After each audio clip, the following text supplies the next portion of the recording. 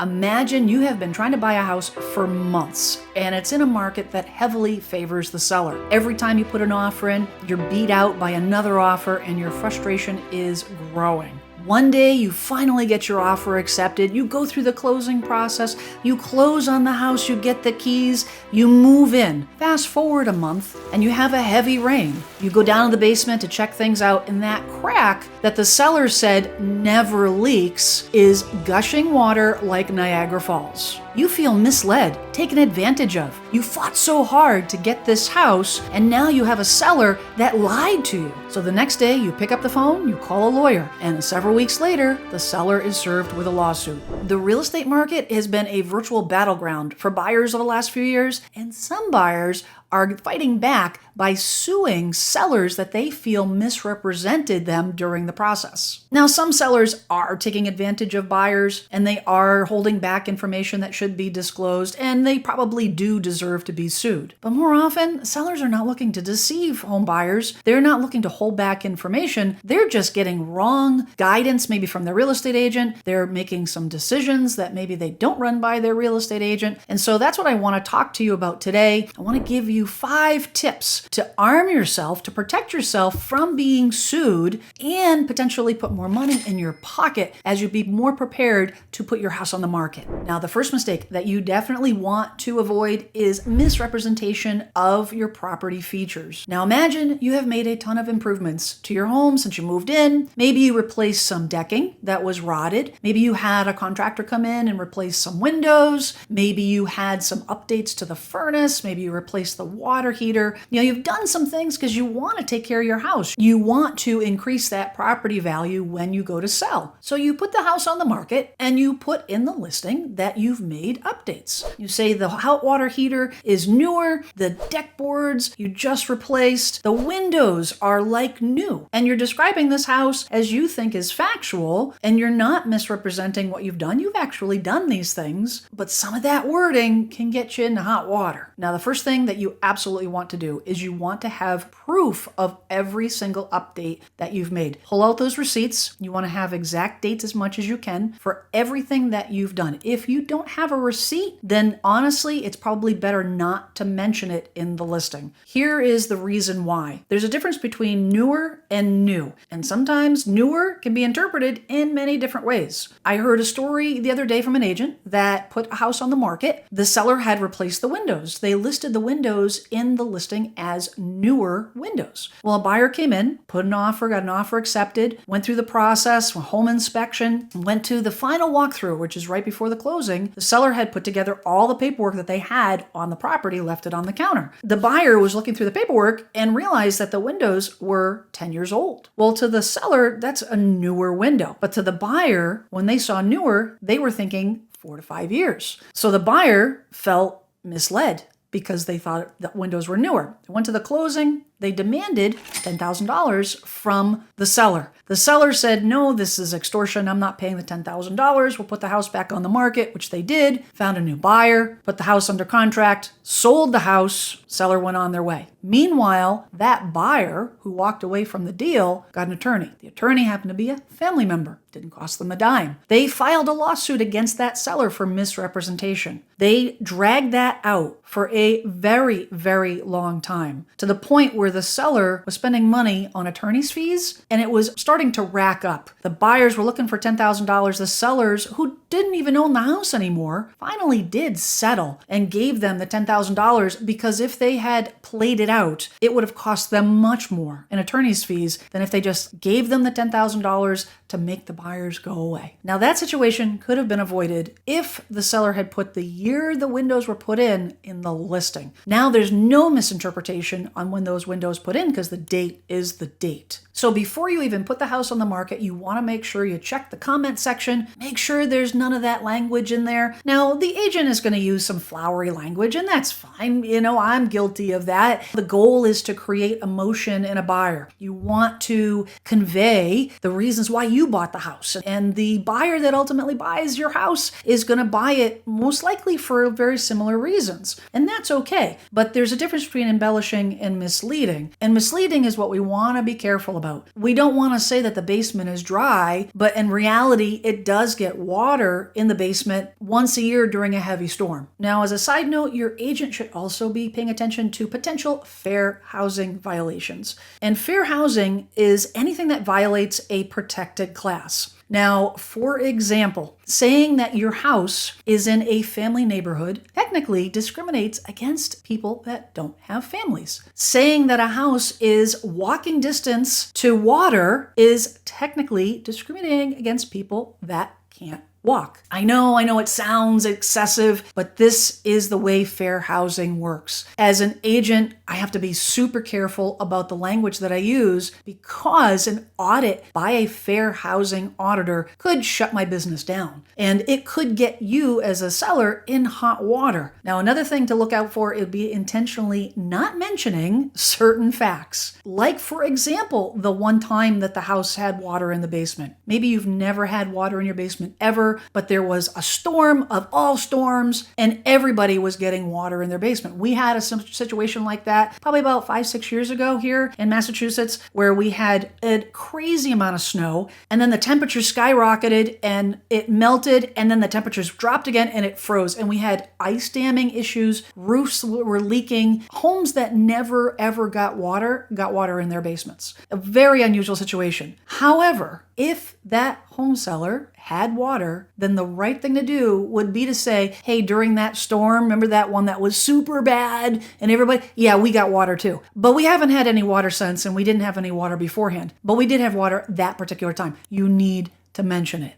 So that brings me to mistake number 2, which is not disclosing defects. Now, when you were out looking at a house, maybe you looked at a few properties and the seller said, oh, that happened once and it's never happened before. Or, hey, the house is being sold as is, so I'm not going to tell you anything about it. That's your problem. You deal with it. So now the question is what needs to be disclosed? Well, I have a rule of thumb that I will tell you, and that is disclose, disclose, disclose. If you disclose it, you can't be held liable for it. Now, you can't be liable for things that you don't know about. But if you know about it, that is when it must be disclosed. And no item is too small to be disclosed. It's better to disclose everything than to pick and choose what you tell the buyer. Again, even if it's a small thing, you had 3 termites in your house. And if you're like me, I'm a little bit particular, a little bit ADHD, OCD. And if I saw termites in my house, I'm not waiting for an infestation. I'm calling my guy to come out immediately because I don't want it to be a bigger situation. When I go to sell the house, then I would tell that buyer, hey, on this date, I found 3 termites, had the company come out. Here's the paperwork. Paperwork says they checked it out. They found a minor issue. They fixed the issue. And here's what was installed to prevent any further issue. Maybe it was a small thing, but now it's taken care of. It's disclosed. I'm protected. I have documentation. I have a paper trail. Not an issue. Cracks in foundations is a common one. Now, when you pour concrete settles. And depending on where you live in the country, you're going to have temperature fluctuations. Temperature fluctuations is not great for concrete. Here in Massachusetts, we see a lot of basement floor cracks. It is just the nature of our weather patterns. And it doesn't mean that there's anything wrong with the basement floor, depending on the size of the crack. Hairline cracks, and depending on how those cracks are traveled, are very typical. But if that crack starts to get a little bit wider, or if you start to have seepage, and you've had somebody come out and they've looked at it and they said,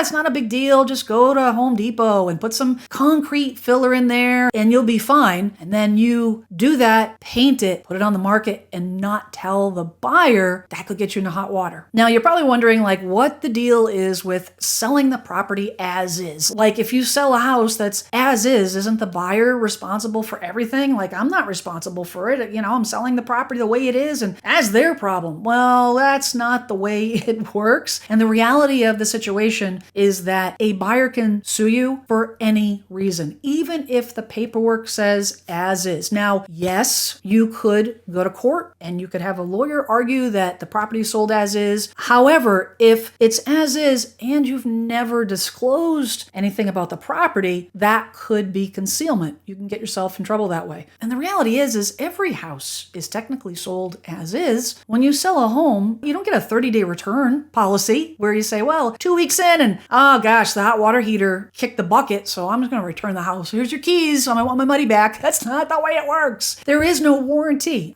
If you're buying a new construction, then you have a new construction warranty. But an existing house, there's no warranty. There's no turning back. There's no 3-day right of rescission lemon law. Every house is sold as is. But the words as is in a listing doesn't get you off the hook for disclosing any types of defects, known defects that need to be told to the buyer when they buy the house. Now, I just wanted to take a quick second to let you know that I am connected to thousands of real estate agents across the country. I have built relationships with these agents over the last 25 years, and so I'm connected with the ones that are the best in the industry. So if you are thinking about selling or buying or know someone that is thinking about moving, click the link down below in the description box. There'll be a short form to fill out. I'll get in touch with you and connect you with one of the top agents in the country that will take great care of you. Now, I want to talk about smart homes, and in particular, anything that records audio and video. Now, I am a super smart house nerd. I love smart home technology. I love all technology, but probably I can't even count how many smart home devices I have in my house.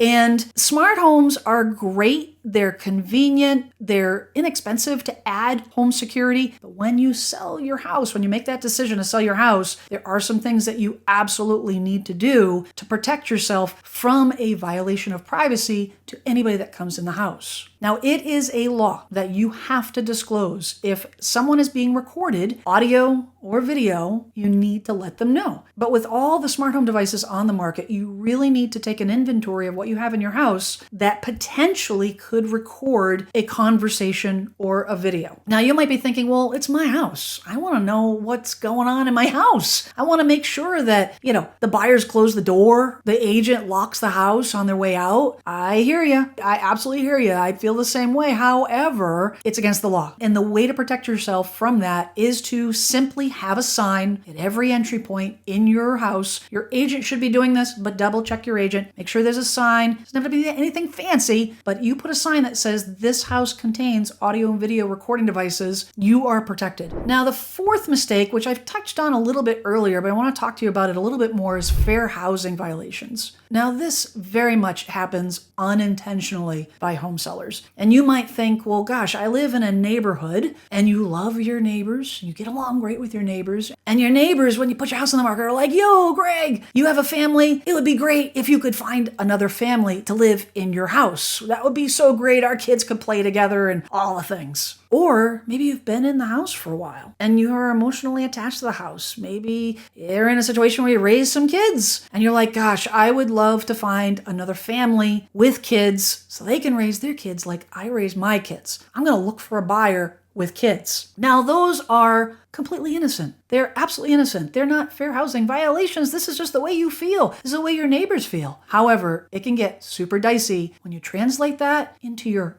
advertising or how you negotiate an offer. When the market went crazy in 2020, what we saw a lot of, and maybe you did this for the house that you bought, is buyer love letters. And basically what they are letters from the buyers that appeal to the seller's emotion. And the buyers would say, oh, Mr. Seller, we love this house and we have a dog. We see you have a dog. We have young children. We see pictures that you had young children, yada, yada, yada, yada. Try to appeal, to try to win over the sellers so they would get chosen as the buyers. Here is the problem with those letters and why they're so dangerous to you as a home seller is because it sets you up for a fair housing lawsuit. If you choose that buyer, if the only reason you have multiple buyers in front of you and you have buyer A and buyer B and they're the same amount of money and the same type of financing and all the different things, except this one's got a family and they wrote a love letter and that's the only reason you're choosing that offer. If buyer one finds out that they were passed over maybe because they don't have a family, they could sue you for discrimination because they don't have a family. My advice to you is if you get in a situation where you have those love letters presented to you, those buyer letters, you ask your agent, don't show them to me. You can look at them afterwards, but when you're looking at those offers, those multiple offers, which is still a thing, which will probably be a thing for the foreseeable future because of the inventory inventory situation in the country. When you're looking at your offers and you're trying to decide between those different offers and you're pulling it apart and price and the whole thing, decide on the strongest offer that meets your needs, timing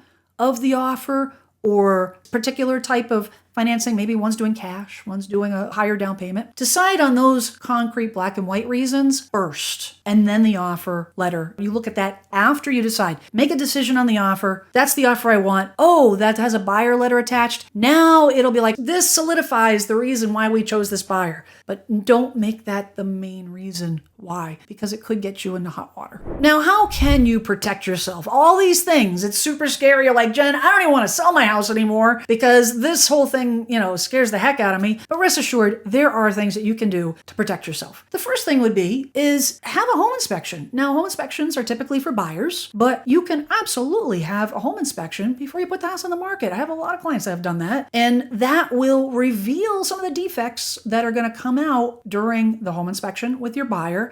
But it could also give you some substantiation with some of the stuff that you have. Maybe you have a crack in your foundation floor that is not a big deal, but it's getting a little bit of water, every now and then, whatever. You can have a home inspector look at it. Have them chime in on it. Then you've got something in writing saying that, oh, we had it checked out. You give that to the buyer. Now you've got something in writing. The second thing would be to be specific. As I mentioned earlier, put years on any updates that you've made. Any little thing that's been updated or repaired, put a year attached and try to have some sort of a paper trail on that update. Another way to protect yourself is to make a list of all those issues and then disclose.